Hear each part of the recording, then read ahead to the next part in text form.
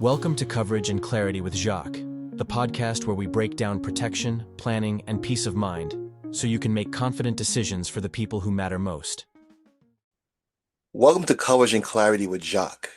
This is where we slow things down, remove the confusion, and focus on what truly matters, protecting the people you love with confidence and understanding. Now, today we're talking about something that most adults avoid. This episode's for the 22-year-old who just started their career, the 27-year-old entrepreneur who's building something from scratch, the newly engaged couple who are planning for their future, and even the parent listening who wants their adult child to make smarter financial decisions early. Today I'm giving you life insurance tips every young adult should know. This is not sales talk, this is not theory, but strategy. Because life insurance isn't about death, it's about leverage, it's about insurability, it's about protecting your future earning power. Now let's get into it. Let's start off with cost and insurability. The younger you are, the cheaper it is. Price for life insurance is built on actuarial tables. The younger you are, the lower the statistical risk of you passing. The healthier you are, the lower the statistical risk of passing. What that means to you is lower premiums. So a 25-year-old can lock in rates that will stay level for the next 20 or even 30 years, all for a fraction of what they pay at age 35 for the exact same coverage. Your biggest financial advantage is time. Let's use it together wisely. Now, your health today locks in your future. Your health classification is determined by several things. Determined by your blood pressure, your cholesterol, your family history, your body build, and tobacco use. Now, you cannot control aging, but you can control when you apply for life insurance coverage. Remember, yesterday's already gone. There's nothing we could do about that. Since we cannot turn back the hands of time, today is when you should add that additional policy, because tomorrow is not promised. Now, when tomorrow does come, though, coverage will be more expensive because you'll be older. To help the younger generation, what you should do is encourage them to get coverage for themselves sooner than later. They'll definitely appreciate this from you. Now, a gamble that many people do is wait to get coverage after a medical diagnosis. Now, the present time is the lowest you'll ever be able to get that policy for yourself. So let's not gamble on that. Now, waiting is the most expensive decision that you could ever make in life. Let me be direct with you. A delay can permanently increase your premiums for decades. Even if nothing changes with your health, your age alone will increase the cost. Procrastination is expensive, especially when it comes to life insurance. Now, one thing I always say to each and every single client on an application is be honest. The reason for this is because there's something called a contestability period. If a material misrepresentation was knowingly made on an application, a claim could be denied within 2 years of its issue. Now, full disclosure protects your family because integrity matters here. All life insurance policies state the following. Anyone who knowingly presents a false statement on insurance application is guilty of a criminal offense. Now, that is subject to penalties of state laws that could lead to jail time. Now, it's not worth you going to jail to save a few dollars here and there. Now, there are many other factors that affect your life insurance policies. First one being hazardous occupations or even hazardous hobbies. By disclosing hazardous hobbies or occupations, you'll get an accurate premium and avoid any future claim disputes. Now, don't try to hide these facts because they could affect your coverage in the long run. For example, if you bungee jump or skydive regularly, this gives a carrier reason to reevaluate that particular claim before paying it out to the family if you should die within 2 years of issuance. So if you do this regularly, let them know. They will adjust it accordingly. At least you know that no matter what happens, you're fully protected from day one of coverage. Next, using tobacco and vaping. Now, your history of tobacco products and vaping could significantly raise your premiums. Now, tobacco products includes everything from chewing tobacco to cigarettes, to cigars, to even vaping. With some carriers, if you stop for a period of time, they may even reconsider your smoking status, thereby providing you with the most favorable rates possible based on your situation. Remember, on-the-job group coverage definitely helps by having it, but definitely consider participating with it if you do get it offered to you. But don't rely on this as being your only source of coverage. You'd be surprised how many people say, yes, they do have life insurance, but only on their job. The job only pays if you die while you're on the job. And I hope that you're around much longer than that so that that will not be what you depend on for your family in the event that you should pass. So I would say if you had none, now you have a little bit. If you already have life insurance, now you have additional coverage while you're working there during your working years. Now recognize group life insurance covers end when you leave the job. Having your own policy will give you portability. What I mean by portability means it's your policy. No one could take it away from you. As long as you make your payments and continue to pay it, you'll have coverage for life. This is why you want to get at least a whole life policy that you could have that. Or if you get a term policy, at least you're covered for the time period that you own it. Understanding the types of coverage. Permanent policies, as I said, builds cash value. With this cash value, you could borrow against it or withdraw under certain conditions. Now, be cautious when borrowing from your policy because it will reduce the death benefit and may have tax implications for you. Now, consider term policy for income replacement.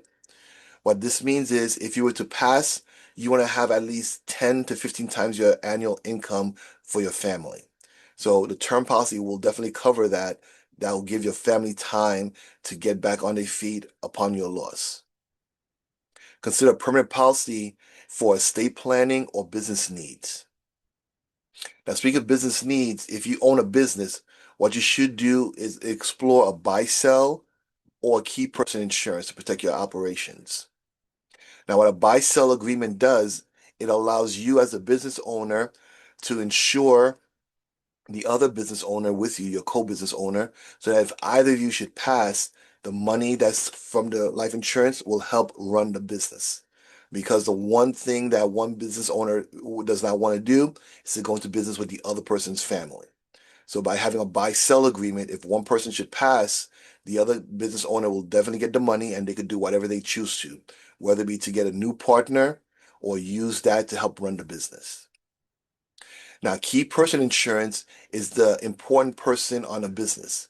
It could be the accountant for the business, the president for the business, whatever that key person is.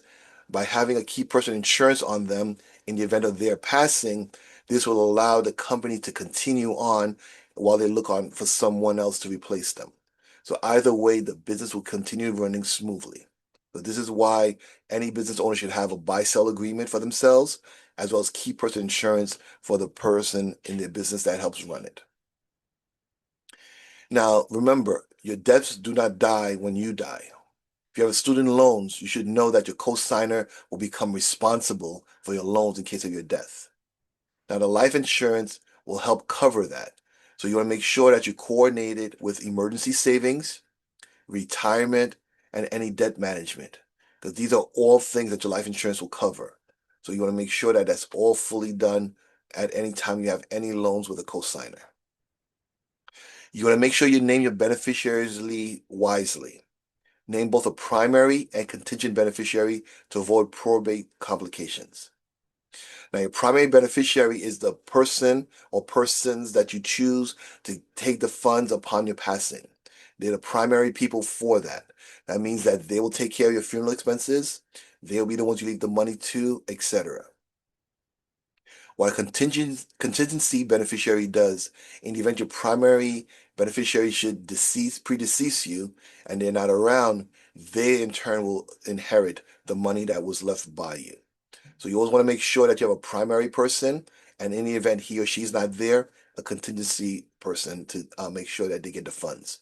Therefore, the money will not go to unclaimed funds, and you know that your wishes will be taken care of, mainly being your funeral expenses and who you want to leave your money to. What you should always do is educate the beneficiaries about the policy and how to file a claim when this happens. Now, many people say, okay, they'll have a beneficiary, but the beneficiary doesn't know that they have a policy at all. So when the time comes, someone needs to put a claim out. If the insurance company doesn't know that you passed, no claim is paid, and therefore that money will go to probate. This is why you should always let your beneficiaries know that you do have a policy and explain to them how this works. This is one of the reasons why I do annual reviews, not only with my clients themselves, but their beneficiaries if they choose to.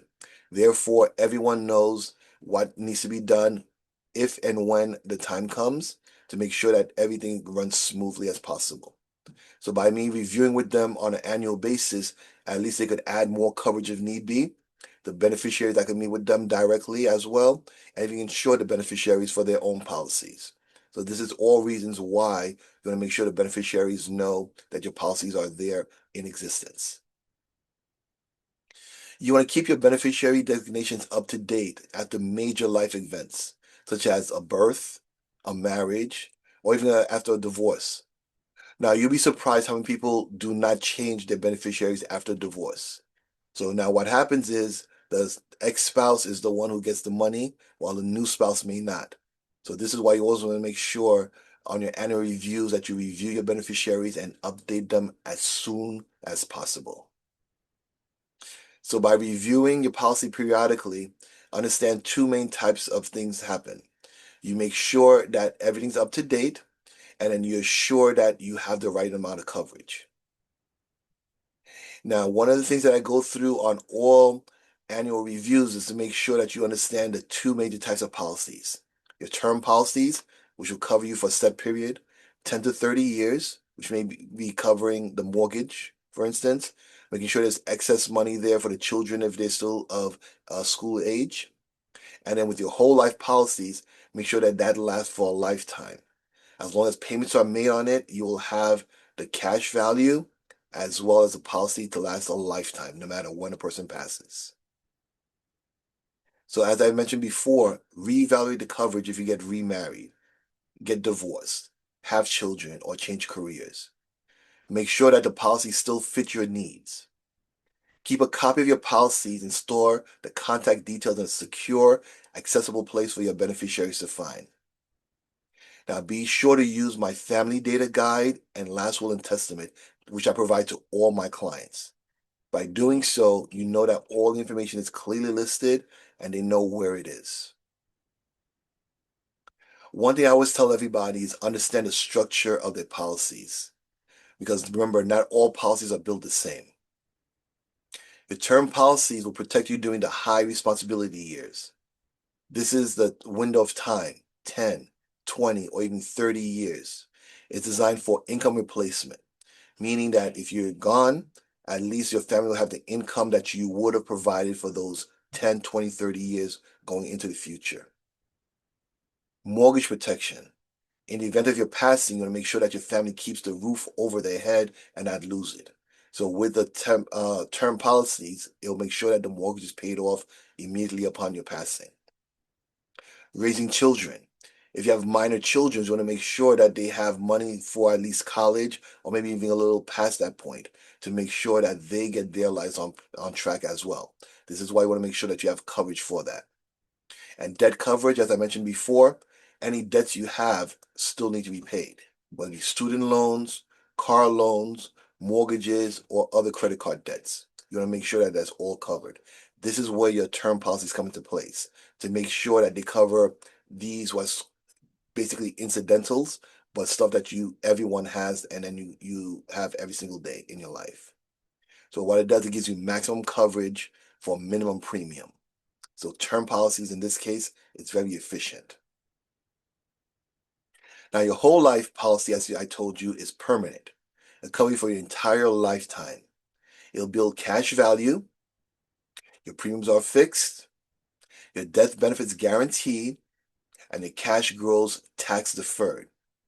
This is what we call stability in your insurance.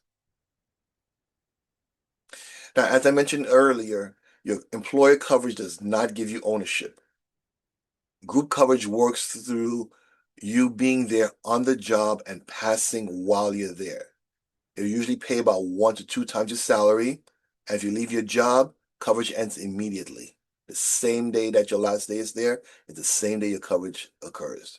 So remember, you do not own it.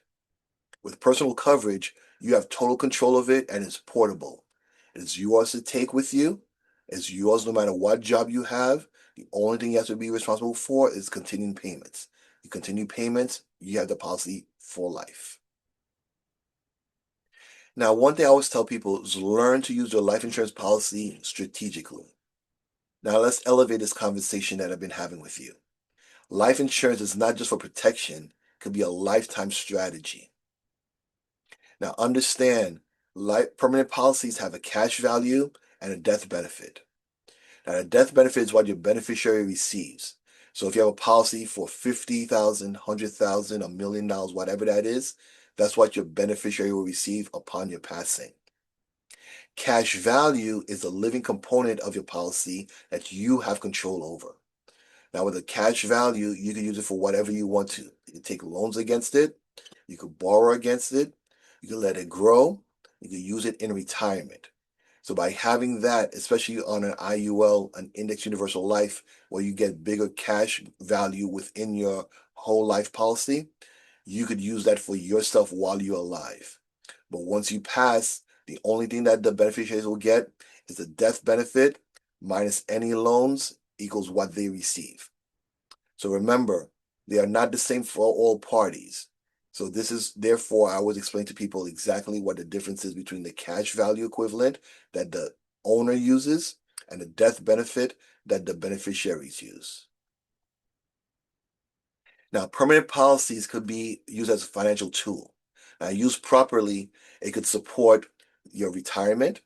As I mentioned, you could use the cash value in your policy towards your retirement to use in addition to anything else that you may have, a pension, Social Security, other benefits.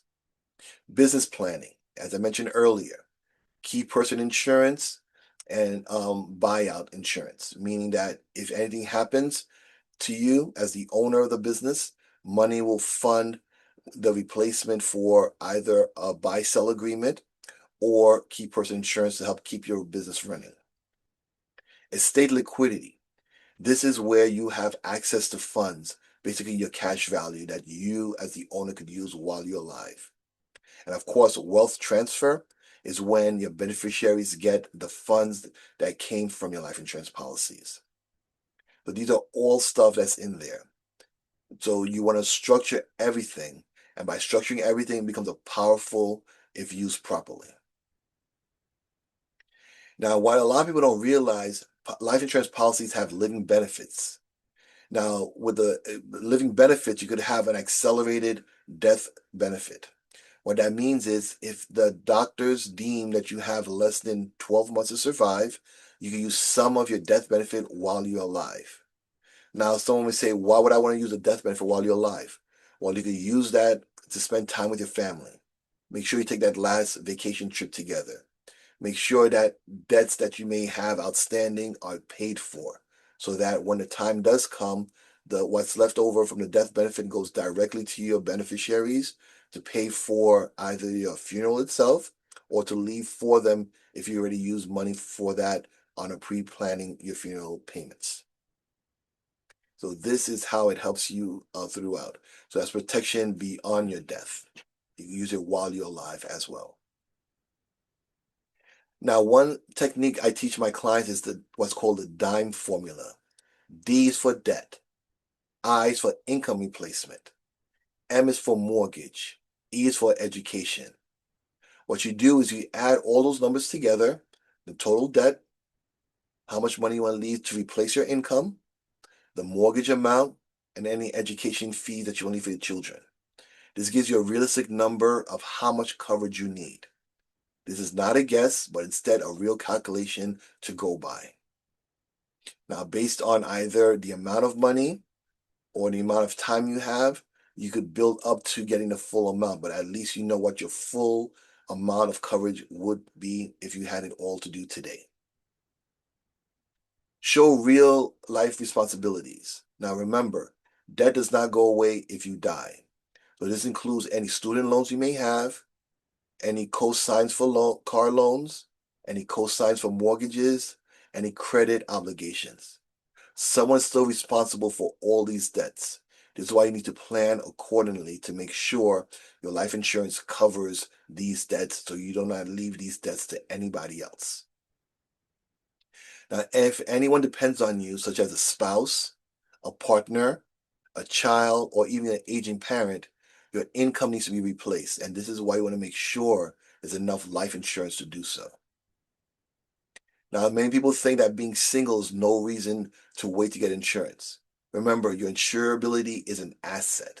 The younger you are, the healthier you are, meaning the cheaper it is to get your policies. Because remember, on actuary tables, the older you are, the more expensive it becomes. Locking in your rates before marriage or children gives you flexibility later. So while you may only pay, let's say, $100 today, you'll be paying 5, 6, 7, even more later on for the same amount of coverage.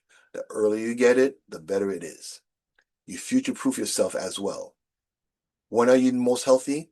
The younger you are and the earlier you get it. So that no matter what happens later on in life, whether it be health conditions, age, whatever that may be, you just get your policies at a very affordable rate for yourself. Remember to keep your beneficiary designations up to date. Life insurance could bypass probate if structured correctly. What I mean by this is if you don't have beneficiaries there and you pass, that money, as I said, goes to the state, in which case the attorneys, the court system will determine what goes to who, where it goes to, how much, etc. So to avoid all this, you want to clearly list who your beneficiaries are. So upon your passing, the executor will make sure everything's passed out to the beneficiaries and all that goes smoothly with no court interference. Outdated beneficiaries also create a problem. Review them regularly because especially after a marriage, after a divorce, or after you have more children, you want to make sure that everything is up to date. So plan accordingly. Now, what I tell everybody is to review your policies regularly. This is why I do my annual reviews, because what's uncovered doing that is finding out about marriages, finding out about your children, whether your income has increased, whether you purchased a new home, whether you owned and acquired a business. The coverage should grow with you as well as your responsibilities. What you do is build in layers. Many young adults benefit from a layered approach. The base term policies covered a large amount for a smaller premium and gives you flexibility. Know that you can scale over time. Now, building a foundation first will allow you to know what coverage you have, and as time comes, you could add more to it. This is when you expand. Now, I want to leave you with this. The biggest mistake young adults make is thinking life insurance is only about death. It's not. Life insurance is about financial maturity, responsibility, strategic positioning, and protecting your future earning power. Time is only on your side today, but only if you act while you have it. Now, this is Coverage and Clarity with Jacques, where protection meets understanding, and understanding leads to confidence. If this episode added value to you, share with a young adult who needs to hear about it. And if you want clarity on your specific situations, schedule a consultation with me. Now remember, I provide coverage to clients nationwide. To contact me, call or text the studio at 631-594-8118. That's 631-594-8118. Now remember, protect wisely, plan intentionally, and I'll see you next time.